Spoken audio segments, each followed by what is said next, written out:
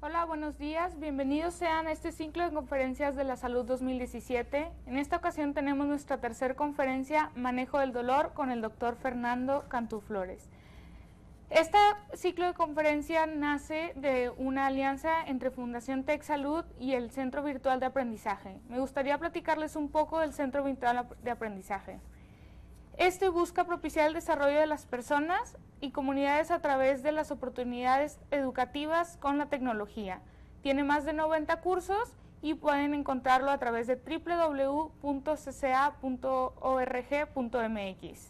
En este 2016 hemos tenido más de 910,000 accesos y más de 100 aliados.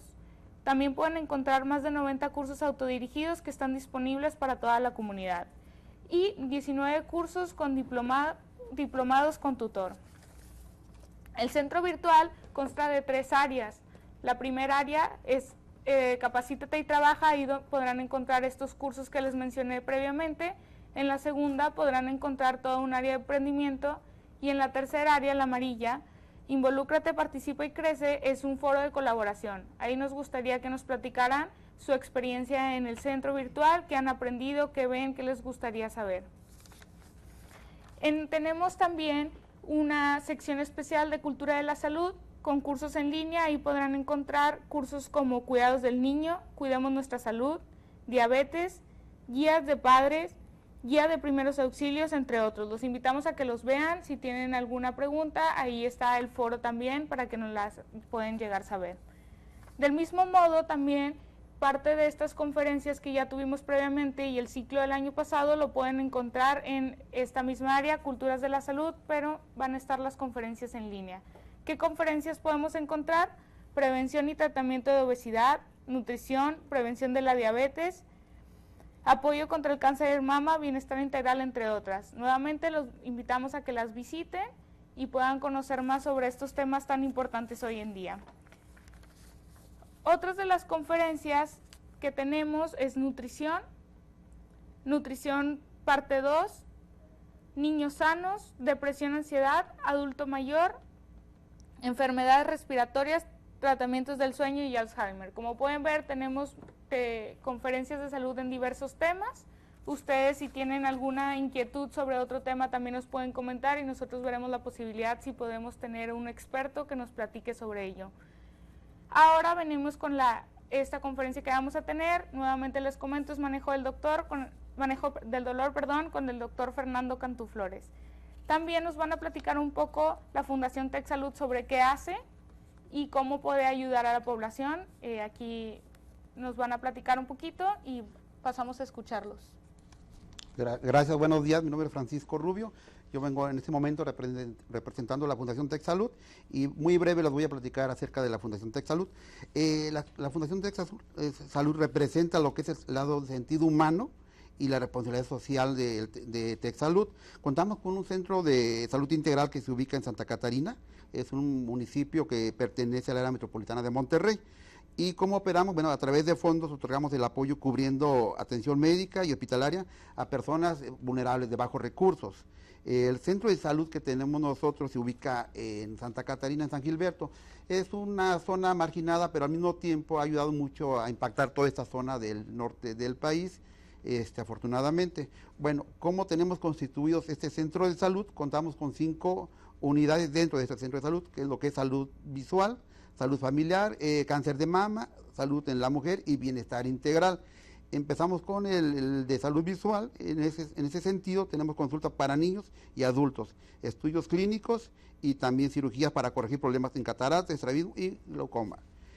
También contamos lo que es salud en tu familia, en el cual ahí ya se ofrecen varios servicios, iniciando con lo que es diabetes, pediatría, consulta general, en fin, son varios tipos de especialidades que podemos brindar a ustedes en esta unidad. Y también, bueno, recientemente, hará aproximadamente un año, iniciamos a operar lo que es la unidad de diagnóstico de cáncer de mama, con los siguientes servicios, que es ultrasonido, mamografía, biopsias y consulta especializada de mama. También tenemos en este mismo centro lo que es Papá Nicolau y consulta ginecológica. También concluimos en los servicios que presentamos, lo que es el CABI, que es el bienestar integral, donde tenemos nutrición para niños, y lo que es psicología, bienestar emocional de niños y adultos. Ahora, cabe recalcar que nosotros como Centro de Salud Integral tenemos unos precios sumamente accesibles. En dado caso que las personas no tengan estos recursos, tenemos un área de trabajo social que les brindará un excelente servicio. Lo importante es que se acerquen con nosotros. Y para concluir, bueno, dejo unos teléfonos en el cual pueden hacer sus llamadas y hacer su previa cita, y estamos a sus órdenes. Ojalá los anoten y estamos a sus órdenes. De mi parte creo que es todo, y le cedo los micrófonos aquí al doctor. Buenos días. Buen día, ¿qué tal? Muchas gracias. Soy el doctor Fernando Cantú Flores, ahora estoy en el Hospital Zambrano Elion y trabajamos junto con la Fundación Santos y de la Garza Evia, al igual que la Fundación del Centro de Dolor. El día de hoy vamos a tener un tema muy interesante que se trata del dolor, que es algo al cual nosotros nos enfrentamos todos los días, y la persona que no haya enfrentado en algún momento el dolor, pues muy seguramente lo va a tener. Y qué bueno que esto sea, porque es una señal de alerta que nosotros tenemos para defendernos de cualquier agresión que tengamos hacia nuestro organismo. El problema es cuando este signo de alarma va más allá del tiempo que uno espera de la recuperación de acuerdo a la lesión que tuvo. Entonces el dolor se vuelve crónico, y ahí es cuando nosotros cambiamos lo que viene siendo el dolor agudo como una defensa para el organismo, y siendo solamente un síntoma, a aparecer lo que ya es un síndrome, que es un conjunto de síntomas que componen a una entidad completa, que muchas veces realmente hace que las personas pierdan la calidad de vida, pierdan la función, y todo esto hace un impacto en la nación en cuanto a economía, en cuanto a trabajo. Vamos a tratar de definir un poco lo que es el dolor. El dolor es la percepción de un estímulo potencialmente lesivo, el cual conjunta a diversas experiencias no placenteras. Estas experiencias pueden ser de tipo sensitivo, pueden ser de tipo emocional o pueden ser de tipo cognitivo, mismas que son causadas por una lesión tisular, ya sea real, potencial o descrito en dichos términos, y se manifiestan por diversas reacciones psicológicas, autonómicas y conductuales. Una vez que vimos esta definición, pues sabemos bien que cuando el problema va más allá de un aviso que algo no está funcionando bien y que esperamos que termine, pues se vuelve muy complejo cuando pasan el tiempo y no nos recuperamos. Pasa de ser de un dolor agudo a un dolor crónico. En México, en el pasado habíamos tenido muchos problemas para atender al dolor como tal en comparación con otros países. En el año de 1996 se reúne un grupo de especialistas por parte de la Asociación Mexicana para el Estudio y Tratamiento del Dolor, y tratan de hacer una reformación de lo que era antes la distribución de analgésicos, sobre todo de tipo opioide, para manejo del dolor, y esto hace que posteriormente se realice la ley de salud para un buen manejo del dolor. Y esto, gracias a esto, sucede que se abren muchas puertas para tratar de tener centros de manejo del dolor a los que la gente puede recurrir para tratarse este serio problema. En general decimos que a nivel internacional el problema de dolor, que es un problema de salud, afecta entre el 25 y el 30% de la población en general. En nuestro país carecemos realmente de una información documentada acerca de la prevalencia de este síndrome. Sin embargo, si nosotros ponemos esos números a la población de toda la nación, pues vamos a ver que aproximadamente 28 millones de habitantes sufren de un dolor crónico en algún momento de su vida. Mencionaba anteriormente que se realizó la modificación de la Ley General de Salud, en la cual se empieza a hacer de una manera legislativa el tratamiento de dolor, y ahora en estos días el tratamiento de dolor se pone como un derecho humano. Así es que toda la población realmente tiene que tener atención al dolor, y siendo este ahora en todos los hospitales un quinto signo vital, no debe de haber ninguna razón por la cual el paciente sea afectado por este problema. Estudios realizados en clínicas mexicanas del dolor sugieren que la población atendida con dolor crónico oscila en un promedio de los 58 años. Para el año 2020 se calcula que más de 100 millones de personas mayores de los 60 años van a vivir en Latinoamérica en general. En el año 2000, la población mayor de 65 años representaba solamente un 4.6% de la población, pero se calcula que para el 2050 esto vaya a crecer hasta un 21%, lo que nos lleva a un gran número de personas que pueden ser afectadas, pero al mismo tiempo bien tratadas para el manejo de dolor. Entrando un poco más en lo que es el tema, vamos a tratar de identificar los diferentes tipos de dolor que existen, y los podemos clasificar de acuerdo a la duración, de acuerdo a las causas o de acuerdo al mecanismo que se produce.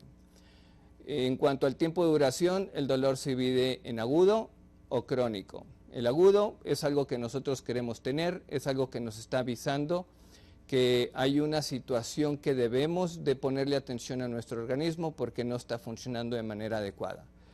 En teoría se dice que un dolor que perdura menos de 3 meses sigue siendo un dolor agudo.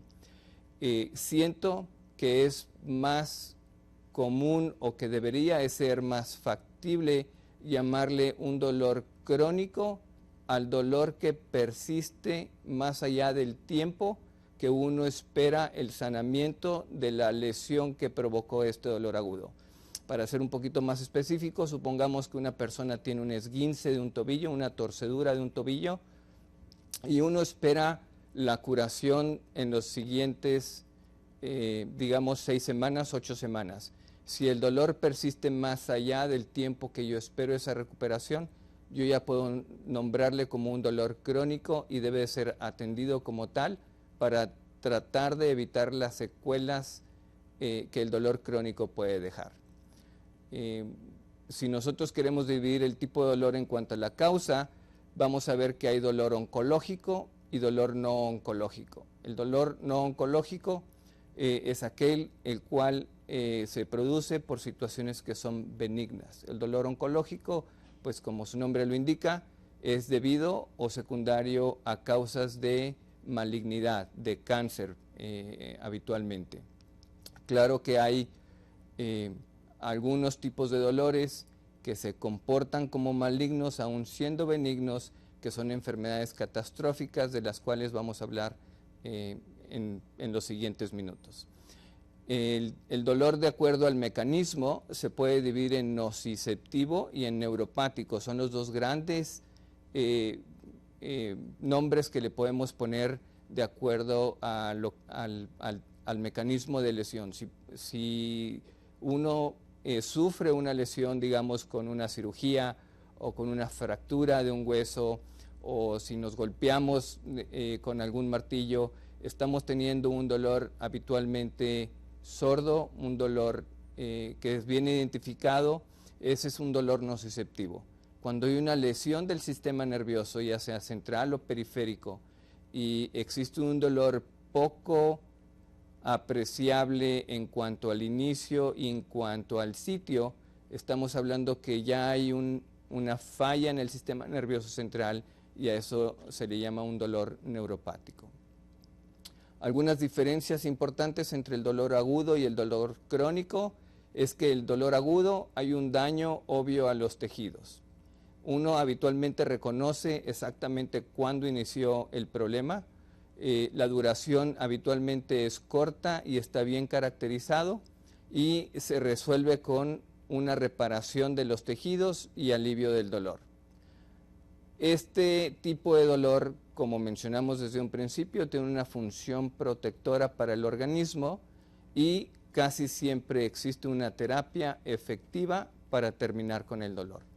En comparación con el dolor crónico, el cual existen múltiples causas de este dolor, siendo oncológicas o no oncológicas, habitualmente tiene un inicio gradual. No podemos identificar el punto o el momento exacto en el que empezamos con el dolor.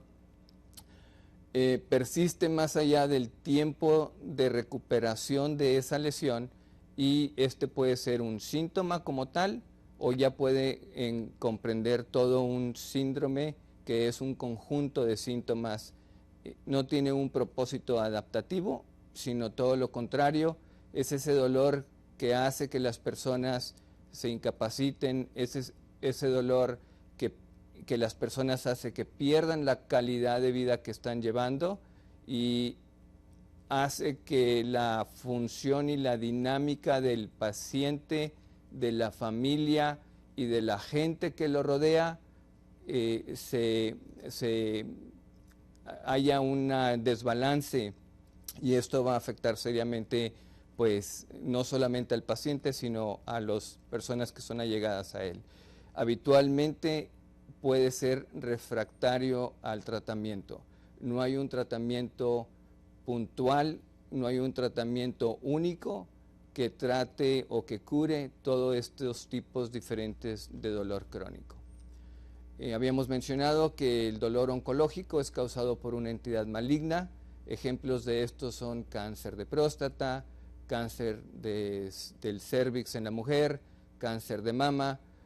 Puede haber metástasis por diferentes entidades hacia los huesos y eso causa un dolor tipo oncológico. Habitualmente es progresivo, este va a ser crónico porque perdura por mucho tiempo, pero tiene momentos en los que ese dolor puede intensificarse y agudizarse. En comparación con el dolor no oncológico, que también tiene muchas causas, habitualmente es un dolor de inicio súbito, es agudo, pero se limita pronto y la persona vuelve a tener su función normal. Las causas pueden ser obvias o pueden no ser tan identificables. En cuanto al dolor por mecanismo, decimos que el dolor nociceptivo es un dolor fisiológico, es un dolor que nos va a ayudar a identificarnos que algo no está resultando normal en nuestro organismo. Comúnmente existe la lesión, estimula los receptores en el sitio de los tejidos que han sido dañados, es bien definido y habitualmente se percibe como un dolor sordo o palpitante. El dolor neuropático es un dolor patológico, es un dolor que no es normal. Hay una función o una mala función del sistema nervioso central porque hay una mala comunicación entre los receptores del dolor, lo que hace que exista una regulación aumentada de estos receptores que se conoce como plasticidad, y es un dolor que habitualmente la gente lo refiere como quemante, ardoroso, como agujas que se clavan, como acartonamiento. Es poco localizable y habitualmente no se distribuye en un área específica. El dolor oncológico, globalmente, el número de pacientes en necesidad de cuidados al final de la vida es de aproximadamente 19 millones.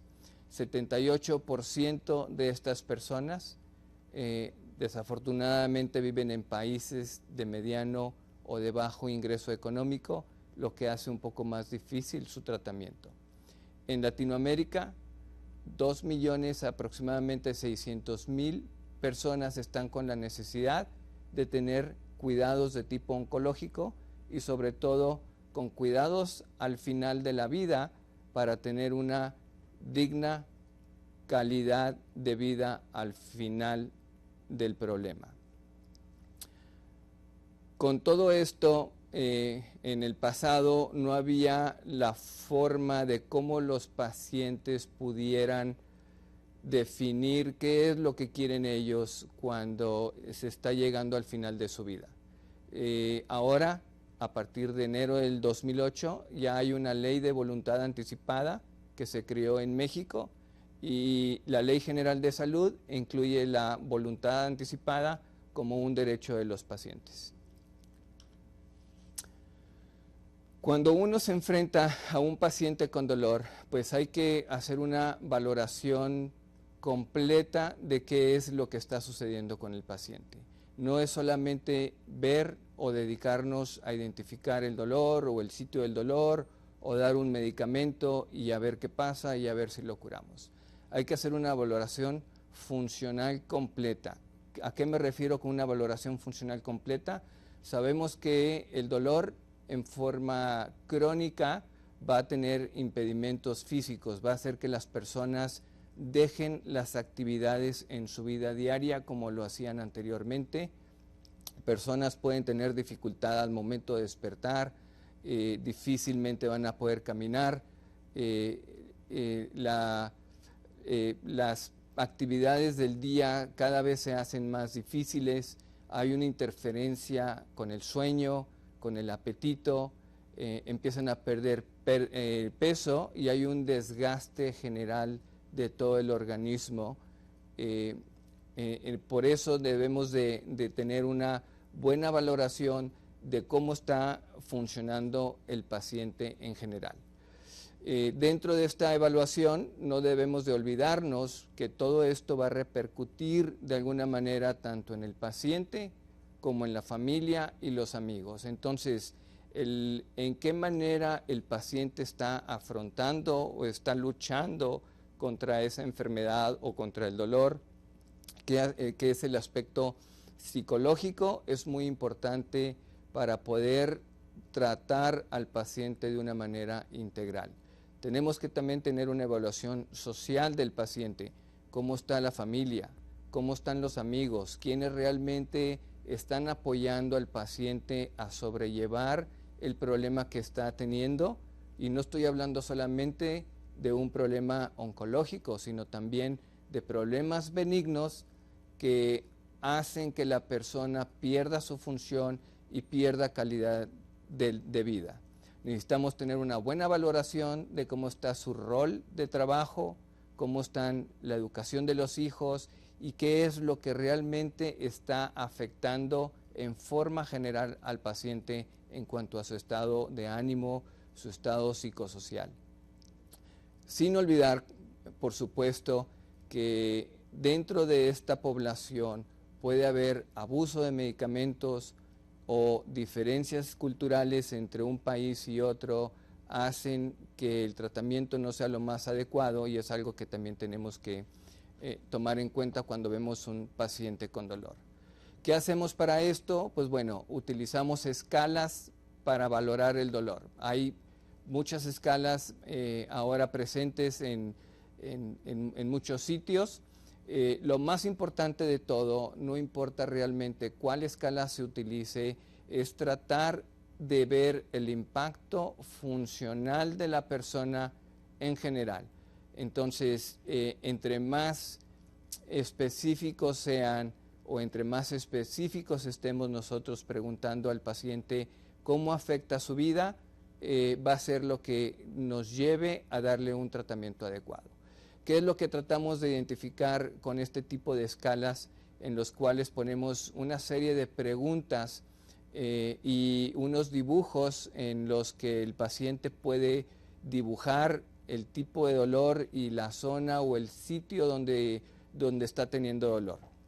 En estas preguntas breves de dolor, nosotros siempre tratamos de encontrar en el momento en que estamos viendo al paciente cuál es la intensidad del dolor en su peor momento, cuál es la intensidad del dolor en su mejor momento, cuál es un promedio que tiene del dolor durante el transcurso del día, y para esto, una vez que completemos estas preguntas, vamos a ver cómo el dolor interfiere en las actividades generales, en el estado emocional, en la capacidad para caminar, en qué forma está trabajando, si está yendo a sus labores normales, si lo están confinando a casa la mayor parte de la semana, cómo le está afectando el sueño, cómo le está afectando todo eso que el paciente normalmente disfruta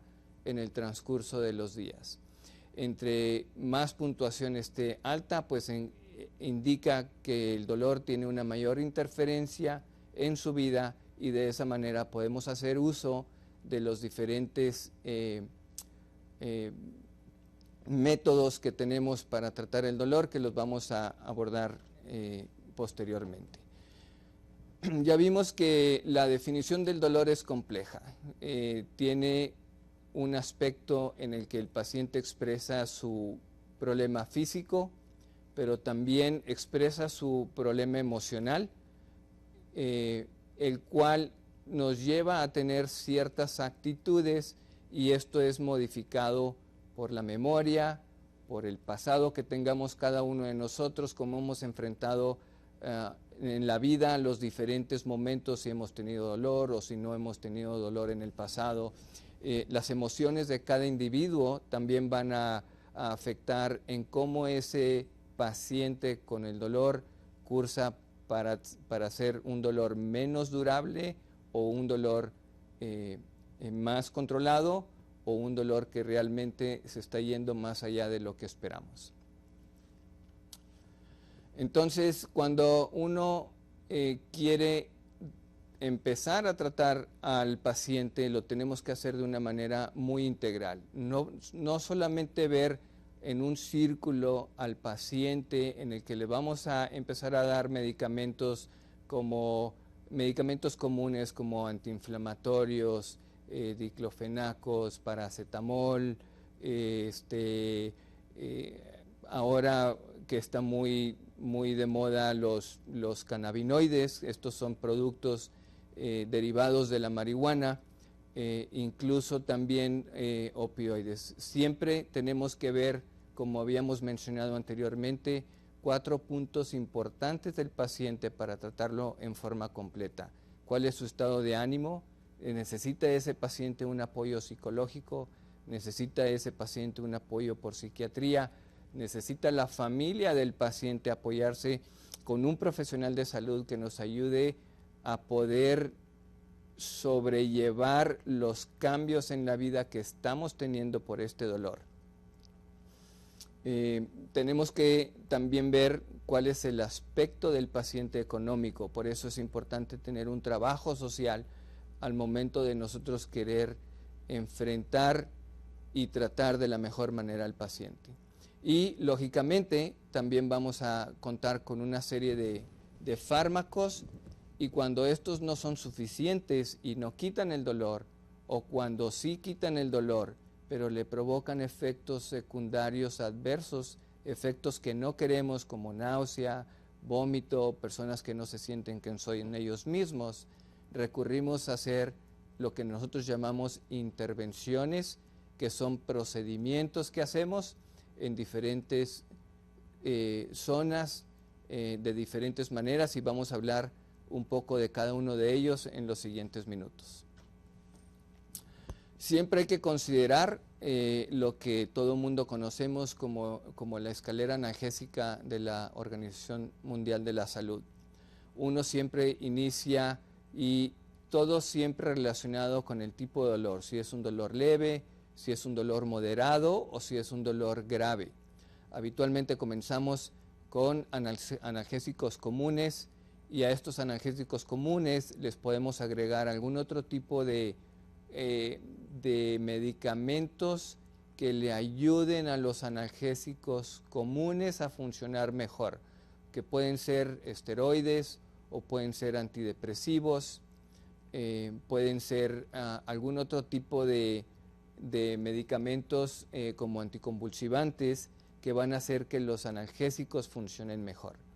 Si eso no es suficiente para el paciente y su dolor es más allá de lo que estamos tratando, entonces vamos a poder utilizar los opioides, y habitualmente utilizamos opioides que son de una potencia baja en comparación con un dolor grave, en el cual ya empezamos a usar analgésicos que son más potentes como la morfina y muchos de sus derivados.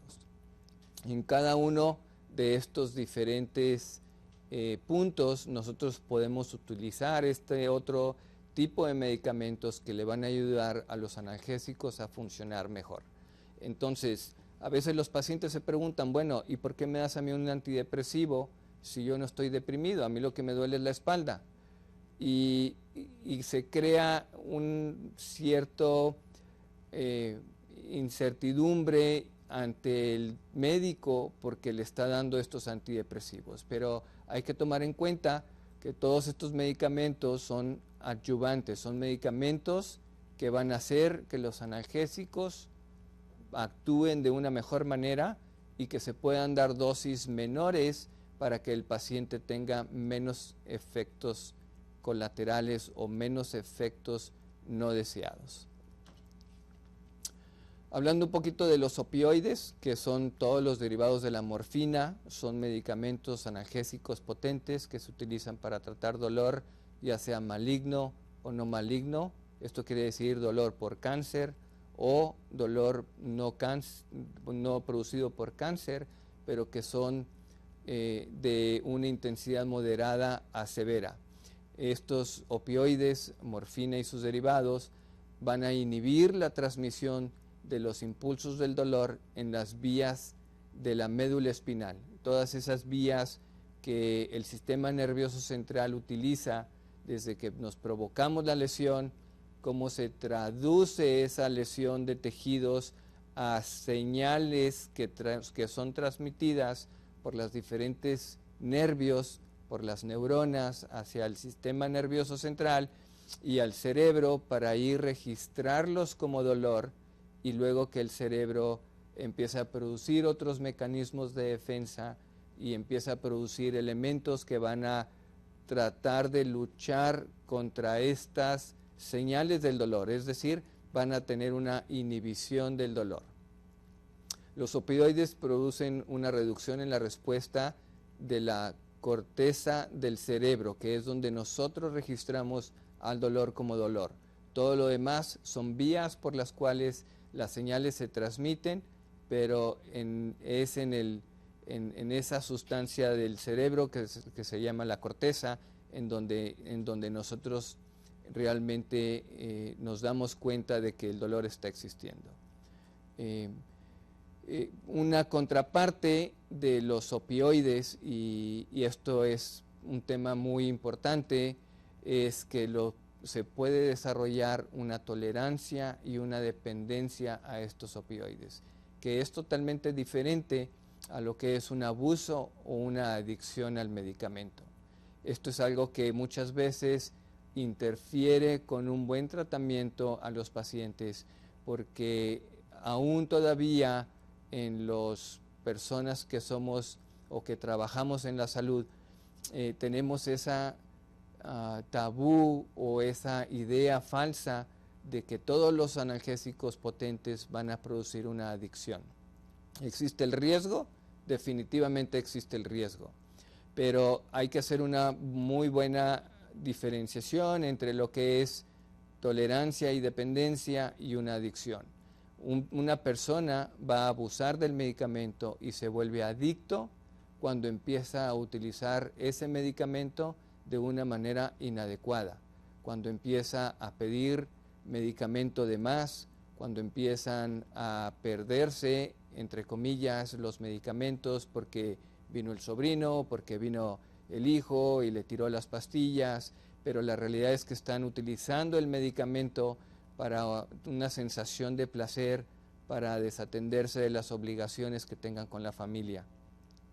La tolerancia y la dependencia es cuando una persona toma estos medicamentos y al tomar los medicamentos se vuelve tolerante al efecto y habitualmente necesitamos subir un poco las dosis.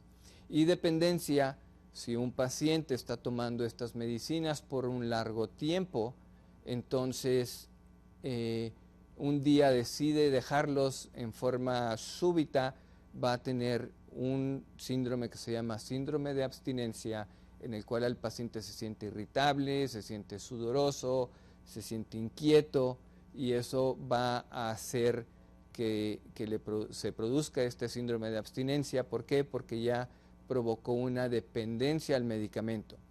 Esto se trata quitando, cuando ya no son necesarios los medicamentos, de una manera paulatina. Se van disminuyendo las dosis en una forma organizada hasta poderlos quitar totalmente.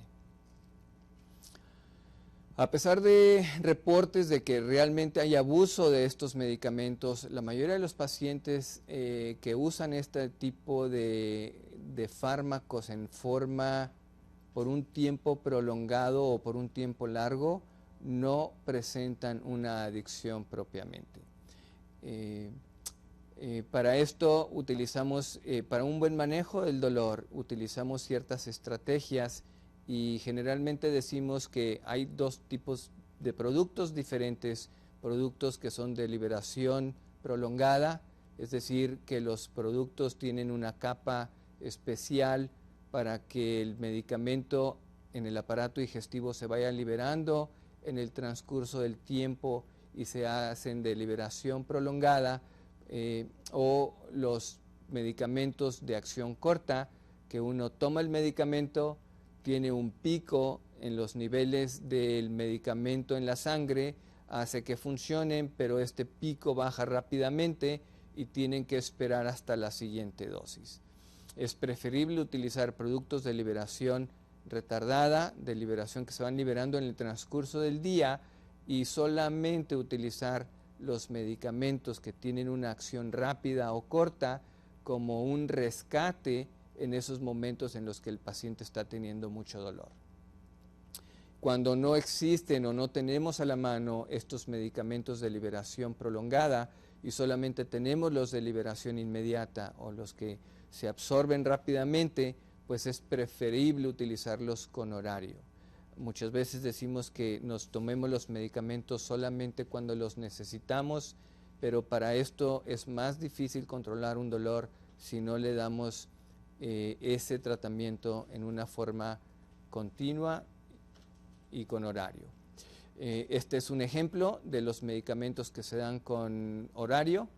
Se toma uno el medicamento, en cierto tiempo suben los niveles hacia el punto en el que controlamos el dolor, pero pronto caen otra vez a las zonas más bajas, empieza el dolor otra vez a subir, y tarda más este tipo de medicamentos para tratar de controlar ese dolor que con el medicamento me lo bajaba a 2 o 3 de 10, ahora que ya no tengo el efecto del medicamento o el nivel en sangre adecuado, ahora es de 9 o 10 sobre 10 y la siguiente toma va a ser difícil quitarlo.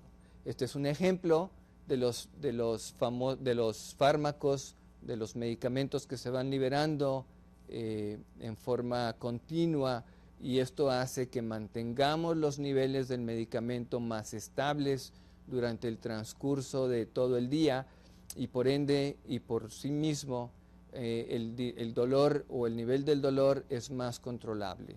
Si en algún momento tenemos un pico de dolor, un aumento en en la fuerza del dolor, entonces va a ser más fácil para esos medicamentos de rescate poderlos tener. Hablando un poco acerca de los cannabinoides, que existe ahora en la literatura y en muchas zonas, muchos estudios al respecto. Son los cannabinoides que son los productos que son derivados de la marihuana. Hay cannabinoides, hay de tres tipos principalmente. Los llamados fitocannabinoides, que son los derivados prácticamente de la planta de la marihuana, los endocannabinoides, que son los que nosotros producimos normalmente y que actúan prácticamente en los mismos receptores que tenemos en los diferentes tejidos, y los cannabinoides que son sintéticos, que son producidos por el humano. Los fitocannabinoides son de los que más se está hablando en el momento, que son producidos de la hierba, de la mata propiamente. Son dos principalmente: el THC, como se le llama normalmente, que es el tetrahidrocannabinol, y el cannabidiol, que es el CBD. La diferencia entre estos dos es que el THC es el que provoca o el que produce esos efectos que todo mundo tiene cuando uno fuma la marihuana. Esa sensación de estar volando, esa sensación de tener más relajación, son los que son provocados por el THC. El CBD tiene esos efectos que nosotros le llamamos psicoactivos mínimos y va a tener un impacto mayor solamente en lo que es tratar dolor, pero en lo que más se utiliza este tipo de medicamentos o este tipo de cannabinoides, que es el CBD, no es tanto propiamente para tratar dolor, sino también ayuda mucho a los pacientes a mejorar su apetito, a quitar náusea y a controlar el dolor, obviamente.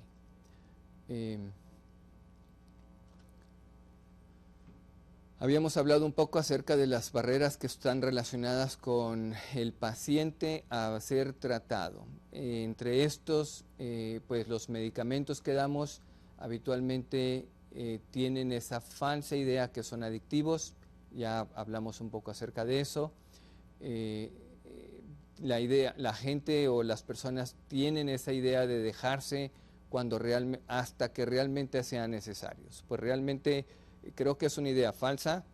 Una vez que ese dolor llega a ser incontrolable, una vez que ese dolor llega a ser fuerte en escala de 9, 8, 9 y 10 sobre 10, va a ser más difícil recuperar o bajar ese dolor de una forma inmediata. Otra falsa idea es que tienen un efecto secundario importante. Pues no necesariamente. Algunos medicamentos van a tener efectos no deseables, pero no necesariamente un efecto secundario importante. Otra idea falsa que muchos tenemos es que las pastillas son menos efectivas que las inyecciones. Realmente, cuando un paciente tiene la posibilidad de poder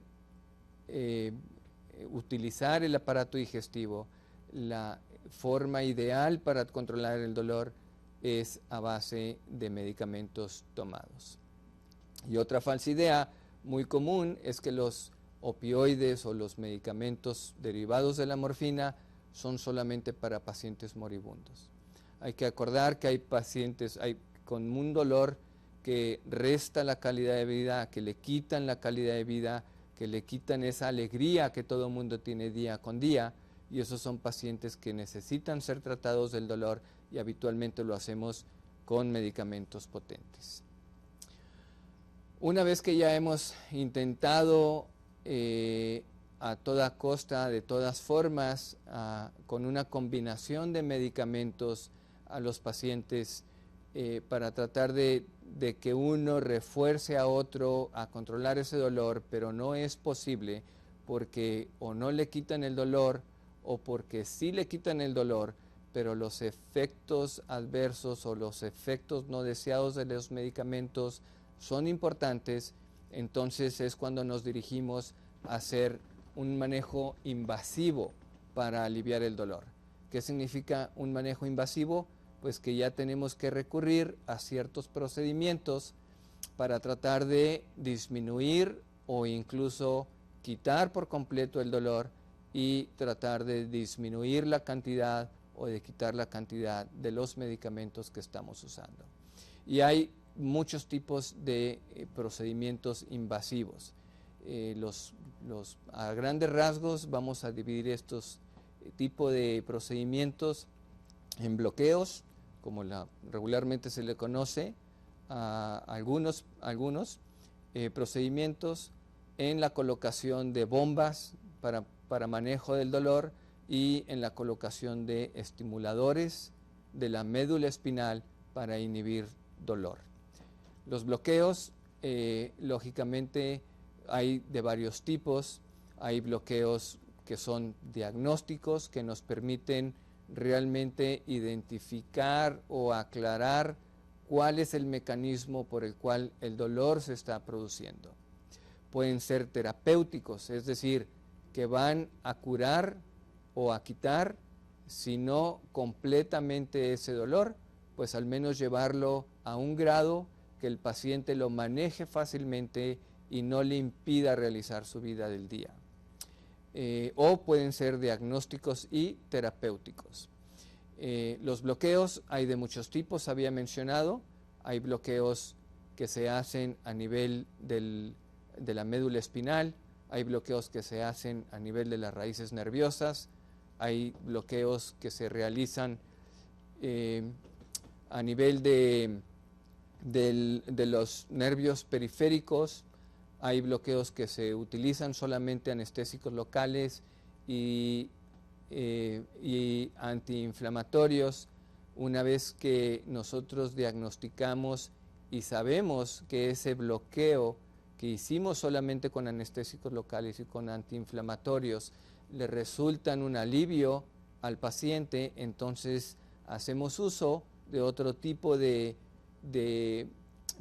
mecanismos, como tratar de destruir algunas fibras sensitivas por medio de aparatos especiales que emiten calor o frío, que se llaman radiofrecuencia o crioterapia, cada uno respectivamente, para tratar de prolongar ese alivio del dolor. Entonces, bloqueo, mucha gente llama infiltración. La mayoría de la gente utiliza bloqueos e infiltración de la misma manera. Vamos a dejarlo de esa forma para no entrar en tanta confusión. Este es un ejemplo que estamos viendo en donde llega un paciente con una ciática y en este momento estamos colocando una aguja en el sitio por donde nosotros sabemos que el nervio está siendo irritado, que el nervio está siendo inflamado por alguna hernia de disco, y entramos al orificio por donde está saliendo ese nervio que está inflamado por la hernia de disco. Colocamos un medio de contraste que es una forma de nosotros visualizar que realmente estamos en el sitio que queremos estar y que estamos depositando el medicamento en la zona exacta donde queremos estar. Este es un ejemplo que se llama bloqueo de la raíz selectiva. Hay otro tipo de bloqueos que son un poco más generales. Este es un ejemplo de un bloqueo que se hace en el espacio peridural, se llama, que es el mismo espacio que utilizamos los anestesiólogos para realizar una anestesia. A veces le llaman raquia. Raquia y epidural son términos diferentes, pero bueno, mucha gente los conoce como una raquia. Realmente no es una raquia, es un bloqueo peridural, el que más comúnmente se utiliza en anestesiología, y este es un ejemplo en el que se deposita el anestésico local y los antiinflamatorios cuando tenemos un paciente que tiene múltiples zonas dentro del esqueleto que pudiera estar provocando ese dolor. Personas con enfermedades degenerativas importantes, personas con múltiples hernias de disco, personas que ya han sido operadas en el pasado y necesitamos quitar esas cicatrices que a veces provocan todas esas cirugías de columna que provocan dolor. Podemos recurrir a este tipo de bloqueos. Habíamos mencionado también que no solamente se inyectan los nervios periféricos o de la médula, sino también podemos hacer lo que nosotros llamamos infiltraciones intraarticulares. Nosotros podemos abordar cualquier realmente tipo de articulación, ya sean vertebrales o articulaciones grandes como la articulación de la cadera o la articulación entre la cadera y el sacro, que es la articulación sacroiliaca, que es una de las entidades que más frecuentemente se confunden con una ciática. La sacroileitis, como le llamamos, es un gran remedador de una ciática, pero tiene características muy diferentes unas de otras. Estas inyecciones que hacemos dentro de las articulaciones, pues también nos sirven como un diagnóstico o como una terapia propiamente para ese dolor. Nos sirven como diagnóstico cuando comprobamos que el dolor que estamos pensando viene de esa articulación y nosotros inyectamos la articulación y el dolor se quita. Estamos comprobando y diagnosticando de dónde viene ese dolor. Uno de los síntomas o de las entidades o problemas que nosotros vemos más frecuentemente en la consulta del día es el dolor de espalda, en general como tal. Entonces, a veces o casi siempre es muy difícil poder identificar 100% qué es la zona de la espalda que más o la que nos está provocando el dolor. Si son las articulaciones entre una vértebra y otra, o son los ligamentos, o son los músculos, o si es el disco propiamente. Entonces recurrimos a este tipo de procedimientos y hacemos solamente uno de ellos, el que nosotros estamos pensando que realmente de ahí está viniendo el dolor, y si el paciente siente alivio completo, entonces estamos diagnosticando que el dolor proviene de ahí. Si ese dolor se quita, se acabó. Pero si ese dolor vuelve, entonces ya habrá otro tipo de procedimientos que hacemos, como la radiofrecuencia, para tratar de incrementar el tiempo de alivio, o cuando una persona va a cirugía, pues ya va con una herramienta más en la mano de decir, si yo me opero de esto, muy probablemente la cirugía va a ser positiva y me va a quitar el problema, como cuando llegamos solamente a una cirugía sin realmente tener conocimiento absoluto de que ese problema es lo que me está causando a mí el dolor. Estas inyecciones intraarticulares también pueden ser terapéuticas, es decir, reduce el dolor, reduce la inflamación y por lo tanto hace que el paciente se le facilite su rehabilitación, incremente la movilización y por ende va a tener una salida bastante adecuada y va a volver a su vida normal. Aquí estamos viendo un ejemplo de inyecciones dentro de las articulaciones. Estas son, el que está a la izquierda es la columna cervical en el cuello y estamos colocando una aguja dentro de esa articulación. A la derecha vemos la articulación de la cadera y vemos como la aguja está inyectando ese material negro que se ve alrededor de la articulación, que es material de contraste, y de esa manera nosotros estamos 100% seguros de que el medicamento se está depositando en el sitio que queremos. Si el dolor no se quita, pues lo más probable es que el dolor no venga de esa zona y hay que seguir buscando qué otra entidad o qué otro problema pudiera estarle dando este dolor al paciente. El sistema nervioso es muy complejo. El sistema nervioso autónomo se divide en sistema nervioso simpático y sistema nervioso parasimpático. El sistema nervioso simpático muchas veces juega un rol importante en la transmisión de dolor. Hay algunas entidades, sobre todo en dolor neuropático. Un ejemplo claro es una entidad que se llama distrofia simpática refleja, en el que el paciente siente un dolor extremo que va más allá de la lesión que lo causó. Digamos que es un paciente que sufre una torcedura de tobillo, le colocan un yeso por un tiempo de un par de semanas, pero el paciente empieza a tener este dolor intolerable, inflamación del pie, cambio de coloración, el paciente no tolera que le rocen la piel, no tolera las sábanas, suda o no suda en comparación con el lado contrario. Este tipo de dolores, a veces el dolor tiene una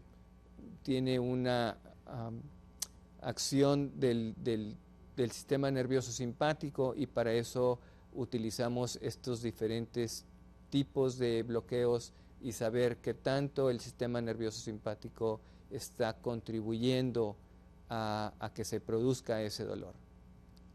Lo mismo pueden ser diagnósticos, pueden ser terapéuticos, y habitualmente utilizamos anestésicos locales solos, o cuando sabemos que le dan ayuda al paciente, y habitualmente enfermedades que son malignas, utilizamos alcohol o fenol, que son sustancias que van a destruir estas fibras que transmiten dolor, pero que al mismo tiempo no tienen una función motora para la movilidad de la persona. Entonces ya se usan el alcohol o el fenol. Estos son ejemplos de bloqueos simpáticos. En el lado izquierdo vemos la columna lumbar, cómo estamos colocando una aguja por delante y por un lado del sitio en donde se encuentra la cadena simpática, y de esa manera estamos realizando el bloqueo de los nervios simpáticos hacia las extremidades inferiores. En el lado derecho observamos un tórax.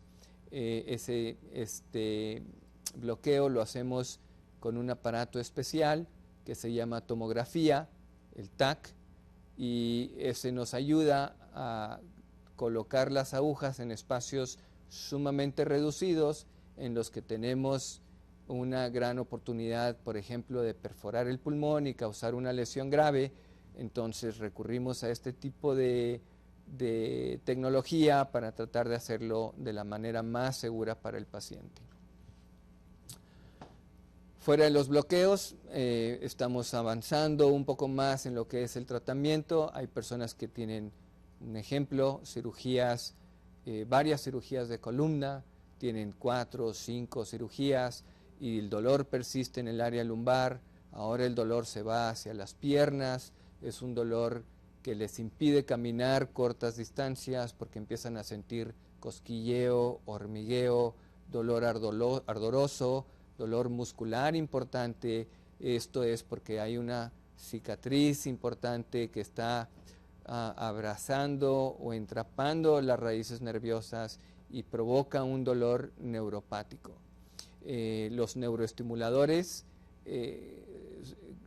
consisten en un par de electrodos, que son unos pequeños cables que van conectados a un generador, y ese generador habitualmente se coloca debajo de la piel.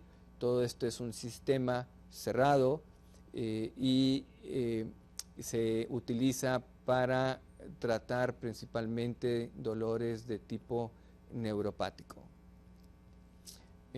Ejemplos ya habíamos dicho: el dolor de espalda crónico en pacientes operados en varias ocasiones de la columna.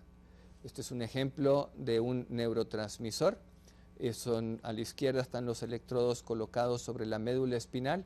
A la derecha vemos el generador que está conectado a estos electrodos, que manda impulsos eléctricos, y estos impulsos eléctricos hacen que se estimulen fibras gruesas de los nervios, y que impiden que las fibras pequeñas que transmiten dolor lleguen a la médula espinal, y por ende y por esto no son transmitidos al cerebro, y no registramos el dolor como dolor. Registramos el dolor solamente como una sensación de cosquilleo, hormigueo, sobre la zona que teníamos antes dolorosa y ahora ya podemos tener una vida más normal. Las bombas implantadas es otro recurso que tenemos muy importante. Las bombas son dispositivos que guardan un reservorio medicamento que es distribuido mediante un catéter hacia el espacio que nosotros llamamos subaracnoideo, que es el espacio donde se encuentra el líquido cefalorraquídeo que suspende y que protege a la médula espinal y a los nervios.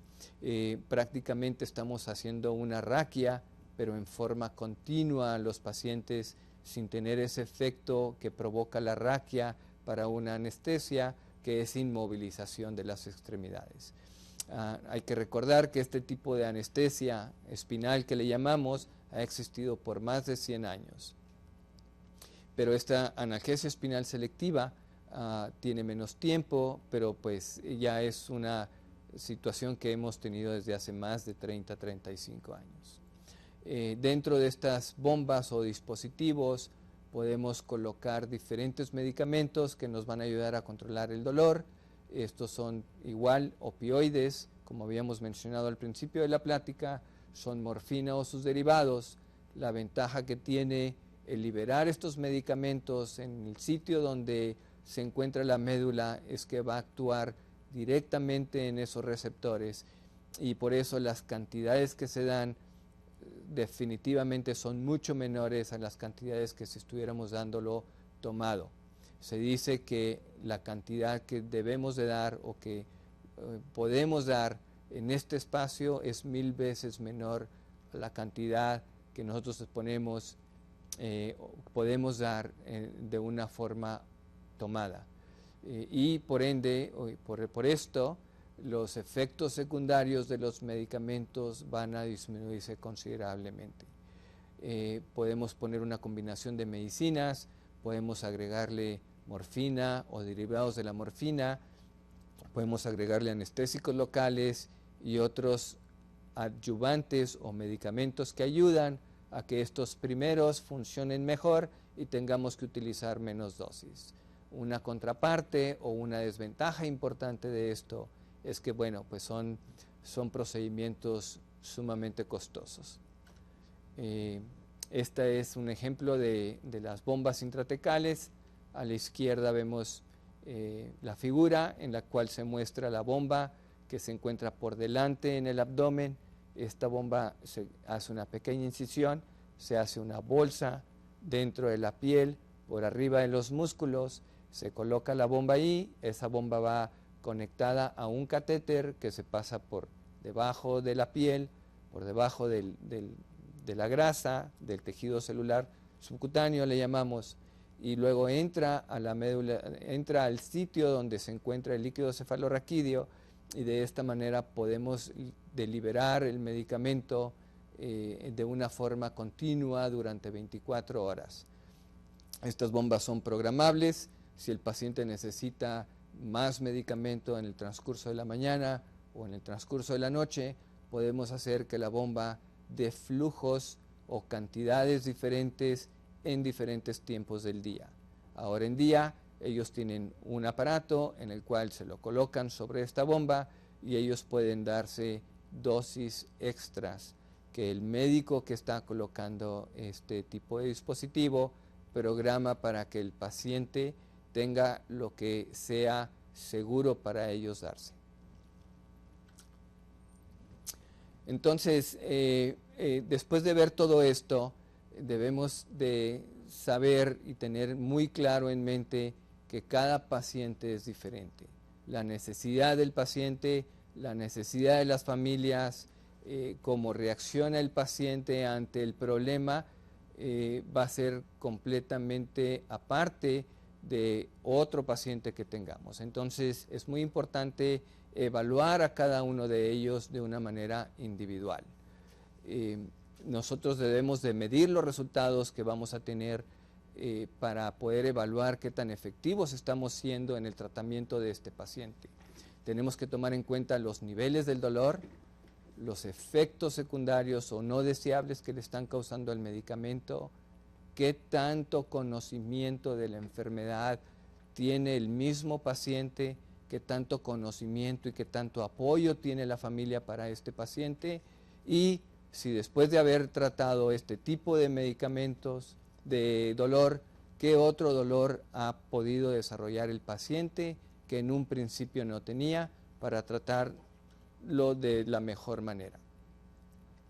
Es muy importante que este planeamiento del cuidado de cada paciente tiene que especificar cómo vamos a darle seguimiento a ese paciente por parte de todo el grupo multidisciplinario que está trabajando con él. Rehabilitadores, psicólogos, psiquiatras, trabajadores sociales, y que el paciente pueda tener realmente el mejor tratamiento posible y, lógicamente, que ese paciente tenga acceso a los que le están brindando apoyo de salud y estar disponibles para ellos las 24 horas del día. Muchas gracias. Muchísimas gracias, doctor, por toda esta información sobre el dolor. Tenemos un par de preguntas. Sí. Si nos pudiera apoyar contestándolas, por favor. Doctor, bueno, antes que nada, aquí le mandan a felicitar porque muchas personas mencionan que no sabían dónde dirigirse. Entonces, una de ellas nos pregunta que si los pacientes que se encuentran enfrentando una enfermedad grave les dan el mismo tratamiento o es especial para que no interfieran con su medicación que están tratando en ese momento, tal como pacientes de VIH u otro. Sí, realmente, como mencionábamos anteriormente, se ve a cada uno de los pacientes, se evalúa a cada uno de ellos.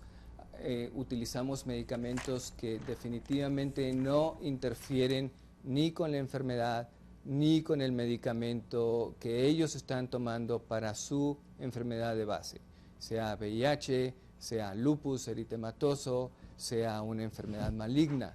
Existe una amplia gama de diferentes medicinas, existe una amplia gama de diferentes intervenciones para tratar de una manera más óptima, de acuerdo a que no se interfiera con lo que el paciente está tomando. También hay otra, doctor, que referente a los opioides que estaba comentando usted, que sirven para controlar el dolor, pero nos hacen la pregunta que si estos también aceleran la muerte de la persona. Esa es una muy buena pregunta y depende del contexto en el que lo estemos viendo. Realmente nunca aceleran la muerte de una persona. Hay que recordar que lo que nosotros hacemos en los cuidados paliativos, que es como se llaman, sobre todo en personas que están en los últimos días de su vida, necesitamos darles confort, necesitamos darles calidad de vida. Entonces utilizamos los medicamentos en dosis adecuadas para quitar el estrés, para quitar la angustia, para quitar el dolor, para tratar todos esos síntomas que están alrededor del problema del paciente. Si el paciente tiene un cáncer de pulmón y su problema principal es esa ansiedad, porque sienten una sensación de falta de aire importante que hace que los agite, que hace que se sientan sumamente incómodos, utilizamos dosis adecuadas para quitar ese efecto, pero no necesariamente para acelerar el proceso que están llevando a cabo. Eso es historia natural de la enfermedad. El paciente, desafortunadamente, en estas etapas, siento que están fuera de tratamiento curativo y la enfermedad va a tener una historia natural que va a terminar en lo mismo, pero con la ayuda de estas medicinas va a terminar de una manera digna, de una mejor manera. Gracias, doctor, por aclararnos. Sin duda es algo importante porque en ocasiones pues las personas o nosotros mismos creemos, ¿no?, esa parte. Ahora, también nos mencionan aquí que si alguien llega al hospital con un dolor muy fuerte, pueden ellos solicitar de forma inmediata los cannabinoides para que se les quite, o quién decide la aplicación de estos o en qué medida? Bueno, todavía realmente no está muy regulado esta situación de los cannabinoides. Apenas se están haciendo muchos estudios acerca de ellos. No se sabe a ciencia cierta qué efecto van a tener al cabo de cierto tiempo. Sabemos que hay investigaciones muy detalladas al respecto. Son opciones que tenemos para tratar de mejorar el bienestar del paciente, tratar de mejorar la náusea, el vómito, la falta de apetito, la falta de sueño, pero no tenemos una regulación absoluta todavía, ni el conocimiento completo de cómo funcionan y por cuánto tiempo van a funcionar y qué efecto van a tener en un uso crónico. No creo que ahorita haya una regulación de quién debe de prescribirlos. No hay, apenas empieza a haber aquí en México un producto que contiene CBD, que es la porción del cannabinoide que no provoca estos efectos psicoactivos, pero se están vendiendo como un suplemento, no como un medicamento. Entonces no hay una persona específica que digan vamos a acudir para que nos lo den. Creo que es cuestión de cada uno de los médicos tratantes de los pacientes de poder decidir junto con ellos cuál es la mejor manera de poder llegar a ellos. Muchas gracias, doctor, porque luego yo, por ejemplo, me he topado que en algunos institutos de salud fuera de estos venden crema, ¿no? Que traen me imagino que una porción de esta y supuestamente es para el dolor, pero con esto nos deja claro que no es así, ¿no?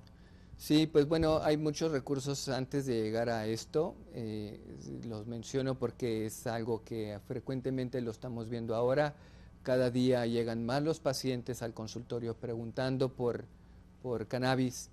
Es algo que realmente no está muy regularizado, no es algo que sabemos a ciencia cierta cómo funcionan. Creo que hay muchas otras formas antes de llegar, pero no estoy cerrado a ver la opción de poderlos utilizar como una ayuda al resto de lo que es convencional. Muchas gracias. Creo que todavía nos faltan unos minutos y tenemos otra pregunta más en relación a los bloqueos. Nos menciona una persona que si hay algún límite y si son demasiados los que se dan, si dañan los tejidos y que si en cualquier edad pueden realizarse estos bloqueos. Sí se pueden realizar a cualquier edad. Siempre que uno utiliza o hace un bloqueo, lo hace con un fin específico. Y para esto hay que ver a cada uno de los pacientes. Si hay bloqueos que realmente ayudan para el resto de la vida y no vuelven a tener más problema. Hay pacientes que se les hace un bloqueo y el bloqueo les dura 6 meses o un año y luego acuden cada año a hacerse un bloqueo. Eso es válido. Lógicamente no haríamos un bloqueo cada 2 semanas o un bloqueo cada 3 semanas. Hay que recordar que hay que ver a cada paciente y cada problema. Si una persona tiene una enfermedad degenerativa de la columna y tiene una hernia de disco, pero en ese momento no se quiere operar o no se puede operar, recurrimos a los bloqueos. Si el dolor se quita, pero vuelve en menos de 3 meses, pues muy probablemente ese paciente necesita una cirugía. No tiene caso seguir bloqueando porque no vamos a llegar a ningún lado. Pero si es un paciente que responde bien al tratamiento desinflamatorio del bloqueo y le dura 3 años y a los 3 años vuelve, pues creo que podemos darle el beneficio de la duda de hacer otro bloqueo. Siempre hay riesgos cuando hacemos los bloqueos. Siempre tenemos el riesgo de que haya una infección, de que haya un sangrado, de que haya alguna lesión en el nervio y por eso es de sumamente importante poner en una balanza el riesgo que estamos llevando al paciente con el beneficio que le estamos ofreciendo. Entonces, no sé si eso conteste la pregunta. Bueno, pues ya la persona lo está escuchando. Y tenemos dos últimas. Una de ellas es, ¿cómo se les conoce a los especialistas que manejan el dolor? Y la otra es que si la persona tiene un dolor, ¿cómo puede ella saber qué nivel tiene? Y que si en las instituciones médicas han hecho campañas internas para que los pacientes de diferentes tipos de enfermedades pues sepan esto y dónde puedan acudir. Ya no tenemos tiempo. Yo creo que igual si el doctor las puede responder y las respondemos por correo. Sí, se le llaman algólogos a los que estudiamos el dolor y manejamos el dolor. Desconozco en cada una de las instituciones si tienen este tipo de formas de cómo llevarse a cabo. Pero bueno, qué bueno que todo el mundo sabe que ahora existen centros para manejo del dolor. Estoy seguro en el Seguro Social cuenta con centros de manejo del dolor. Hasta donde tengo entendido el ISSSTE cuenta con centros de manejo del dolor. Y ahora creo que es vital importancia para todos los hospitales tener un centro de manejo del dolor. Pues muchísimas gracias, se nos acaba el tiempo, hay muchas preguntas. Muchas gracias, doctor, por haber comentado este tema tan importante que todos los hemos padecido, y los invitamos a estar pendientes a las próximas conferencias, diagnóstico de cáncer de mama en octubre y posteriormente el cuidado de la diabetes en noviembre. También los invitamos nuevamente a consultar el Centro Virtual de Aprendizaje, donde podrán encontrar todas las demás conferencias de este ciclo de la salud. Gracias.